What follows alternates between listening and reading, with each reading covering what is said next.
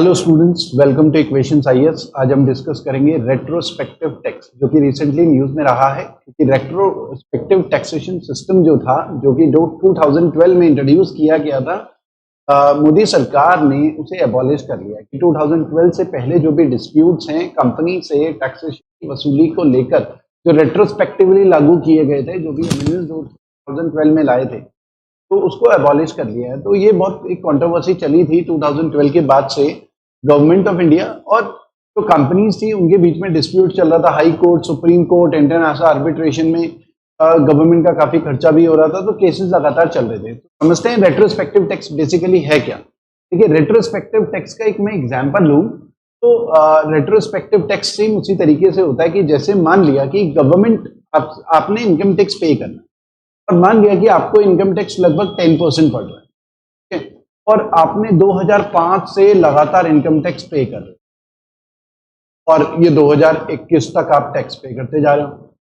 अब गवर्नमेंट ने 2021 में आपको बोला कि भाई अब 2021 के बाद से जो इनकम टैक्स है, सिंपल लैंग्वेज में समझा रहा हूं कि अब 15% हो गया। आपने बोला ठीक है, चलो 15% हो गया, कोई नहीं, दे देंगे।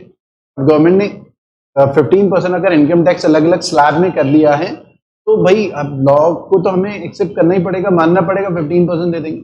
लेकिन सरकार ने साथ ही साथ ये बोला है कि देखो 15% तो आपको पे करना ही है फ्यूचर में, लेकिन 2005 से 2021 के बीच में जो आपने 10% टैक्स दिया था, वो भी अब 15% हो गया है रेट, बैक डेट से लागू होगा। तो मतलब आपको 5% जो आपने कम टैक्स दिया है, वो भी आपको इन 16 साल का देना पड़ेगा।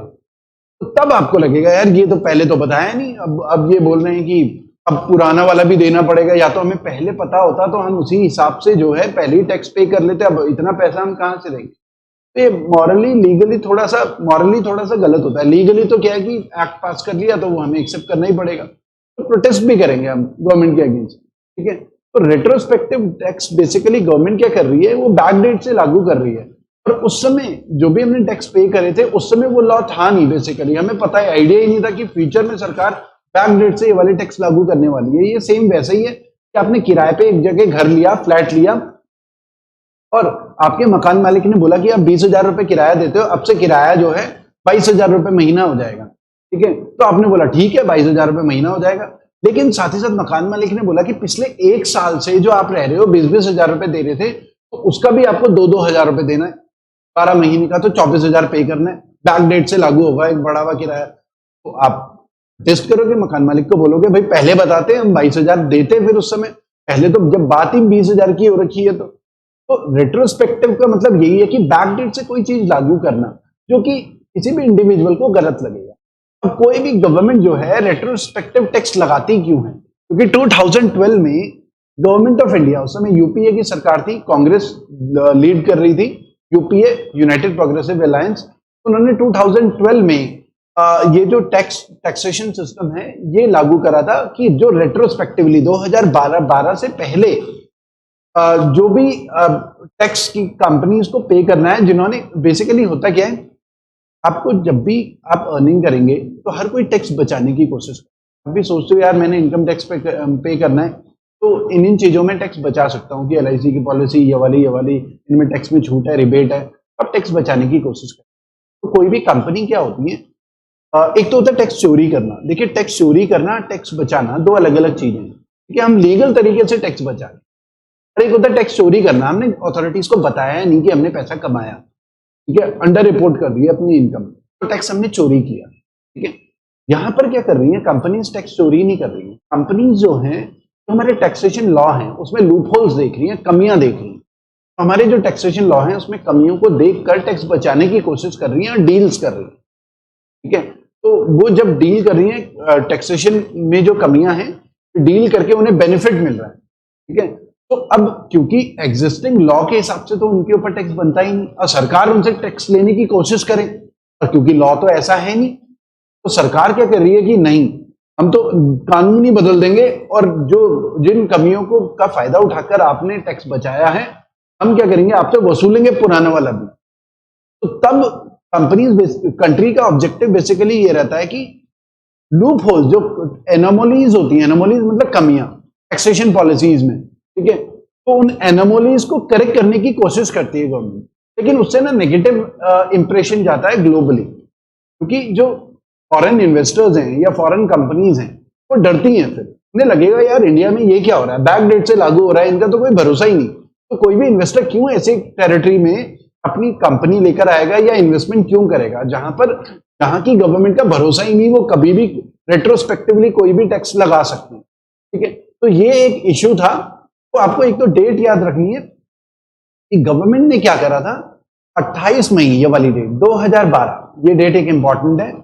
28 मई 2012 में ये लॉ पास करा था, ठीक है। और इसमें ये था कि 28 मई 2012 से पहले इनकम टैक्स डिपार्टमेंट के पास पावर्स आ जाएंगी कि वो रेट्रोस्पेक्टिवली किसी भी कंपनी के ऊपर टैक्सेशन लगा सकती है अगर किसी ने टैक्स बचाने के लिए लूप होल्स जो टैक्सेशन में है उनका फायदा उठाया, ठीक है। तो एक तो ये डेट याद रखनी है कि रेट्रोस्पेक्टिव टैक्स 2012 में 28 मई 2012 से इंट्रोड्यूस किया गया था। अब देखिए इसमें कई चीजें हैं, ये धीरे धीरे करके आपको समझ में आएगा, वीडियो पूरा देखिएगा। अच्छा, वीडियो आपको पसंद आता है तो लाइक जरूर करें, और जो भी स्टूडेंट हमारे चैनल में नए हैं वो चैनल को सब्सक्राइब जरूर करें। इसके अलावा हमारा एक इक्वेशन आईएएस ऐप है जिसे गूगल प्ले स्टोर से आप डाउनलोड कर सकते हैं, जिसमें आपको बहुत सारे फ्री वीडियोस भी मिलेंगे और पेड कोर्सेज भी अवेलेबल होंगे। चलिए स्टार्ट करते हैं 12 से। हाँ, तो रेट्रोस्पेक्टिव टैक्स यूपीए की सरकार ने 2012 में इंट्रोड्यूस किया था, ठीक है, 28 मई से, जिसे अब मोदी सरकार ने अबॉलिश कर लिया है। जैसा कि अभी हमने देखा भी था, government buries ghost of retrospective tax tables taxation law amendment in Lok Sabha, तो गवर्नमेंट ने उस 2012 के उसको अबॉलिश कर लिया, लेकिन इसमें कंडीशंस अप्लाई भी हैं जो कि अभी आगे डिस्कस कर लेंगे, ठीक है। तो ये अभी हमने डिस्कस करा कि गवर्नमेंट ने रिसेंटली इंट्रोड्यूस करा है टैक्सेशन लॉ बिल 2021। ये क्या कर रहा है, नलिफाई कर रहा है retrospective tax law by amending the income tax act of 1961। India में जितने भी डायरेक्ट टैक्सेस होते हैं, डायरेक्ट टैक्सेस मतलब डायरेक्ट टैक्सेस में बहुत सारी चीजें आती हैं।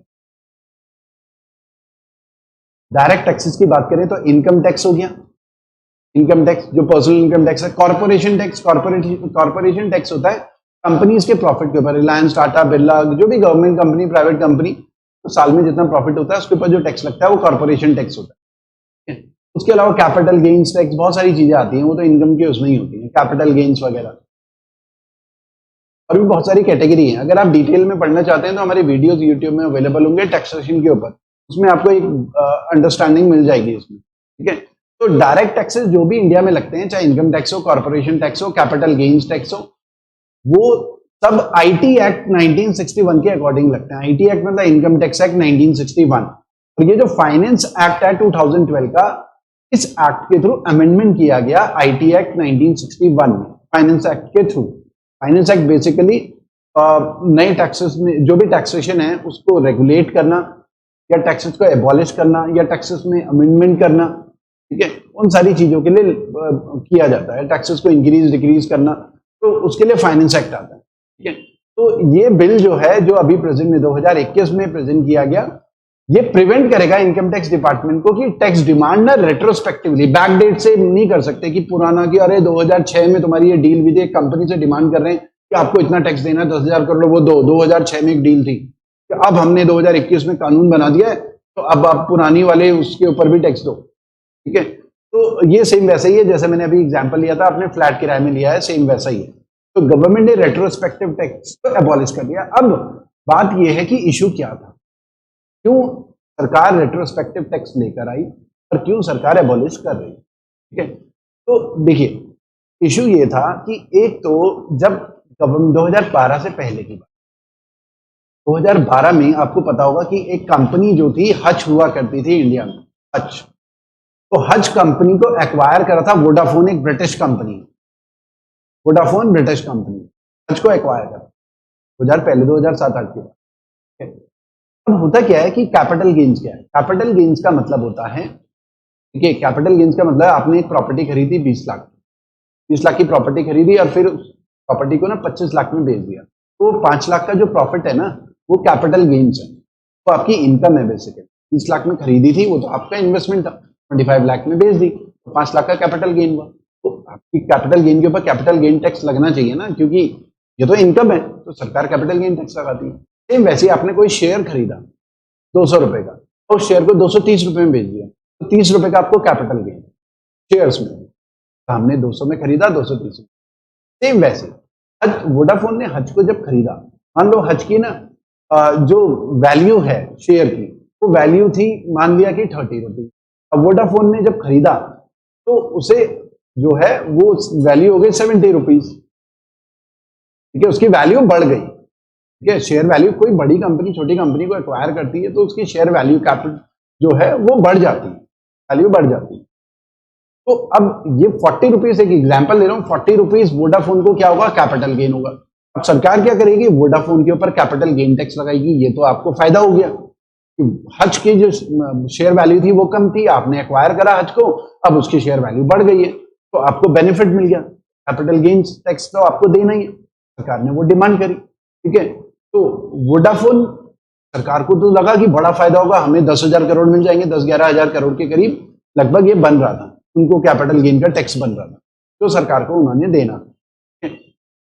2012 से पहले की बात है, ये 2007 की। तो अब वोडाफोन ने ना गवर्नमेंट को मना कर दिया टैक्स देना। वोडाफोन का कहना था, क्योंकि वोडाफोन ने जो डील साइन करी, उन्होंने कहा कि इंडियन टेरिटरी में ये डील साइन हुई नहीं, ये इंडियन टेरिटरी के बाहर ये डील साइन हुई। वोडाफोन की एक सब्सिडियरी कंपनी थी, उसने हज की पेरेंट कंपनी को एक्वायर किया था और इनडायरेक्ट तरीके से वोडाफोन को फायदा मिल गया था। वोडाफोन ने हज को एक्वायर कर। ठीक है, तो वोडाफोन का कहना था कि एग्जिस्टिंग जो आईटी एक्ट है, income tax act, existing act, उसके हिसाब से हमारे ऊपर कोई टैक्स बनता ही नहीं। ये वोडाफोन की दलील थी, तो भारत सरकार को कोई टैक्स, वोडाफोन ने मना कर दिया। अब हुआ क्या कि बॉम्बे हाई कोर्ट में मामला गया। बॉम्बे हाई कोर्ट में गवर्नमेंट ऑफ इंडिया केस जीत गई। ठीक है, तो उनके फेवर में आ गया, वोडाफोन के अगेंस्ट वर्डिक्ट आ गया। फिर मामला गया सुप्रीम कोर्ट। फिर सुप्रीम कोर्ट ने क्या करा, सुप्रीम कोर्ट में भारत सरकार केस हार गई, वोडाफोन जीत गई। सुप्रीम कोर्ट ने बोला भाई एग्जिस्टिंग लॉ तो है ही नहीं इनकम टैक्स एक्ट में, ठीक है, कि आप इनके ऊपर टैक्स लगा सको, क्योंकि डील इंडियन टेरिटरी के बाहर भी है, तो जो करंट आईटी एक्ट है उसके हिसाब से इनके ऊपर टैक्स बनता नहीं। मतलब बेसिकली हर कोई टैक्स बचाने की कोशिश करता है, तो उन्होंने भी टैक्स बचाने की कोशिश करी, उन्होंने लूप होल्स पकड़ लिए, उसके हिसाब से उन्होंने डील साइन करी ताकि उन्हें कोई टैक्स ना देना पड़े गवर्नमेंट ऑफ इंडिया को। ठीक है, तो अब भारत सरकार की हो गई बेइज्जती।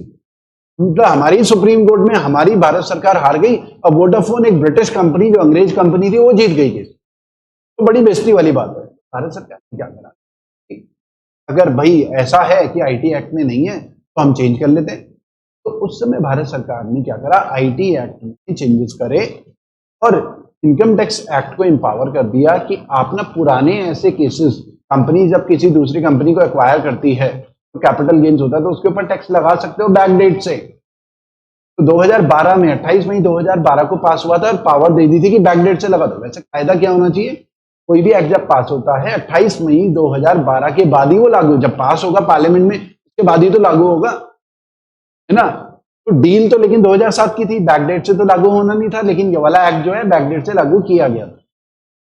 ठीक है, तो अब मामला फिर इंटरनेशनल आर्बिट्रेशन में भी गया, तो ये सब डिस्प्यूट चल रहे थे। इस वजह से रेट्रोस्पेक्टिव टैक्स सरकार लेकर आई थी। उस समय फाइनेंस मिनिस्टर जो है वो जो है प्रणब मुखर्जी थे उस समय, बाद में तो प्रेसिडेंट बन गए थे। तो प्रणब मुखर्जी फाइनेंस मिनिस्टर थे 2012 में और मनमोहन सिंह हमारे प्राइम मिनिस्टर थे। तो इस पर्पज से government of India retrospective tax लेकर आई थी, क्योंकि सुप्रीम कोर्ट में केस हार गए थे वोडाफोन से। एक तो नंबर एक ये है। नंबर टू, जैसा अभी हमने डिस्कस करा कि ये 2012 में सुप्रीम कोर्ट में क्योंकि केस हार गए थे, इस वजह से क्या है, indirect transfer of Indian assets were not taxable, ये सुप्रीम कोर्ट ने कहा था। जो इंडिया और वोडाफोन, गवर्नमेंट ऑफ इंडिया और वोडाफोन के बीच में जो केस था, ठीक है, ये टैक्सेबल नहीं है। वोडाफोन ने जो इनडायरेक्ट ट्रांसफर कर रहे हैं ना इंडियन एसेट्स हज इंडिया के, वो जो है उसके वो टैक्सेबल नहीं है। तो ये था, यही जो रेट्रोस्पेक्टिव टैक्स प्रोविजन से ये केन ये ब्रिटिश कंपनी है, इसके ऊपर भी लगाए गए रेट्रोस्पेक्टिव टैक्स। लगभग गवर्नमेंट ऑफ इंडिया की डिमांड थी 10,570 करोड़। तो ये भी एक डिमांड थी, ये भी गवर्नमेंट ऑफ इंडिया ने लगाया। ठीक है, और फिर इंटरनेशनल आर्बिट्रेशन में ये केस भी चला केन का, और जिसमें गवर्नमेंट ऑफ इंडिया केस हार गई। ठीक है, तो गवर्नमेंट ऑफ इंडिया की बेइज्जती हो रही बेसिकली कई जगह। ठीक है, तो रेट्रोस्पेक्टिव टैक्स वसूलने की कोशिश कर रही है कंपनी से, और इंटरनेशनल आर्बिट्रेशन में केस भी हार रहे हैं, और वर्डिक्ट हमारे अगेंस्ट आ रहा है, और केन इंडिया हमारे एसेट्स जो हैं वो अटैच भी कर सकते हैं, यहाँ पर रिकवरी कर सकते हैं जो उनसे भारत सरकार गलत टैक्स, एक्स्ट्रा टैक्स ले रही है, बैकडेट से वो लगाती है। तो ये सब कंट्रोवर्सी चल रही थी, और इससे क्या होता है ना कि इमेज काफी खराब होती है, ठीक है, इमेज काफी खराब हो जाती है इंडिया की। ग्लोबली जो फॉरेन कंपनीज है ना वो डरती हैं, उन्हें डाउट होने लगता है यार इंडियन इकोनॉमी का सिस्टम कैसा है, तो डरेंगी। फॉरेन इन्वेस्टर्स भी डरेंगे यहाँ पर इन्वेस्टमेंट करने से। बैक डेट से चीजें लागू की जा रही हैं तो वो अच्छी चीज नहीं है, ठीक है। जो भी कानून लेकर आना है लाओ, जिस दिन वो कानून पास होता है उस दिन से भाई हम ठीक है एक्सेप्ट करेंगे उसे, लेकिन जो भी डील पुरानी डील है, पुरानी डील्स के ऊपर 10 साल पुरानी डील के ऊपर भी बैकडेट से कानून लागू करके टैक्स लगा रहे हैं तो वो गलत, ठीक है। तो अब ये जो मोदी सरकार ने रेट्रोस्पेक्टिव टैक्सेशन 2012 का बैकडेट से लागू नहीं होगा, उससे क्या फायदा, उसका सिग्निफिकेंस क्या है, उससे क्या होगा, ये जो लॉन्ग पेंडिंग डिस्प्यूट्स हैं फॉरेन फर्म्स के साथ, खासकर वोडाफोन के साथ, ठीक है, या केन के साथ, वो वाला लिटिगेशन का मामला खत्म हो जाए।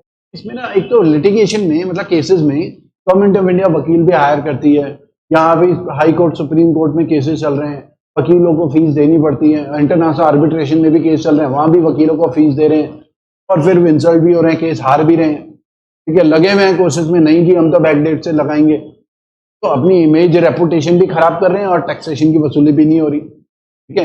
तो ये आपको दिख रहा होगा Cairn wins arbitration in tax dispute, government of India को कहा भैया इतना 10,000 करोड़ के करीब है कि वो आप वापस करो इनको, ठीक है, ये केन इंडिया के लिए, ये केन इंडिया के फेवर में वर्डिक्ट आया, ठीक है। तो अब इससे क्या है कि भारत सरकार ने ये बोला है कि ठीक है तो अब हम जो भी लॉ है वो बैकडेट से लागू नहीं होगा, लेकिन देखो इसमें कैच है, आपको ये ध्यान रखना है कि ये जो कानून है 28 मई के बाद जो डील होंगी उन पे तो लागू होगा, क्योंकि ये कानून तो पास हो गया था ना, ठीक है। तो आपको ये समझना है कानून पास हो गया था, सरकार ने क्या करा 28 मई 2012 को पास हुआ, कायदे से 2012 के बाद की डील के ऊपर टैक्स लगना था, लेकिन उस समय की सरकार ने बोला कि नहीं ना बैकडेट से भी लगाएंगे। तो इसमें केवल क्या हुआ 28 मई 2012 से पहले की जो डिमांड्स हैं सरकार की डील्स हैं उनके ऊपर जो है रेट्रोस्पेक्टिव नहीं लगेगा, 28 मई 2012 के बाद की जो डील्स हैं उनके ऊपर लगेगा, ठीक है। आपको ये समझना है केवल रेट्रोस्पेक्टिव डेट जो 2012 से पहले की जो डील्स हैं उनके ऊपर नहीं लगेगा। टोटल डिमांड आपको समझना है 17, ठीक है, अभी भी 17 डिमांड है भारत सरकार की, अलग अलग डील्स भी हैं कि उनसे सरकार डिमांड कर रही थी, अब तो ये नलीफाई होगी, अब सरकार 17 से तो मांगेगी नहीं क्योंकि अब रेट्रोस्पेक्टिव वाला सिस्टम खत्म हो रहा है।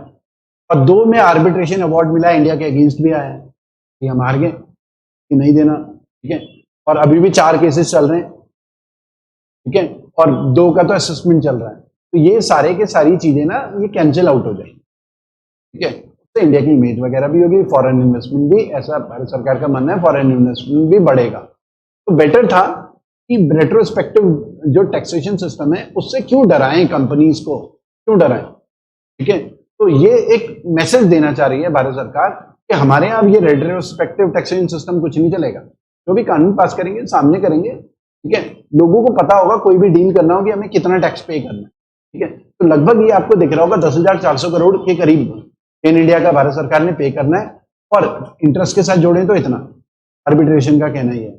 वोडाफोन का भी जैसे ये लगभग 19,000 करोड़ हो गया कॉस्ट इतना, ठीक है। तो ये टोटल अमाउंट है, लेकिन गवर्नमेंट ऑफ इंडिया ने बोला है कि हम इंटरेस्ट पे नहीं करेंगे, केवल प्रिंसिपल अमाउंट पे करेंगे। तो ये जो चेंजेस हैं कानून में कि हम जो भी बैकडेट वाली डील्स हैं उनका जो है हम प्रिंसिपल पेमेंट जो भी उन्होंने दिया था प्रिंसिपल पेमेंट करेंगे, टैक्स इंटरेस्ट वगैरह नहीं पे करेंगे, ठीक है। और ये क्या है पुराने जो डिस्प्यूट्स हैं उन सबको खत्म करेगा, और वो फ्यूचर लिटिगेशन की जो केसेस की कॉस्ट होती है वो भी रिड्यूस करेगा। तो स्टूडेंट उम्मीद है कि आपको समझ आया होगा रेट्रोस्पेक्टिव टैक्स। जो भी आपको डाउट होते हैं कमेंट बॉक्स में लिख सकते हैं कि क्या रेट्रोस्पेक्टिव टैक्स से रिलेटेड, ठीक है। उसके अलावा और भी कोई डाउट्स हो तो जरूर लिख सकते हैं, और आपको ये वीडियो पसंद आया तो लाइक जरूर करें और हमारे चैनल को सब्सक्राइब जरूर करें। Thank you students, thanks for watching.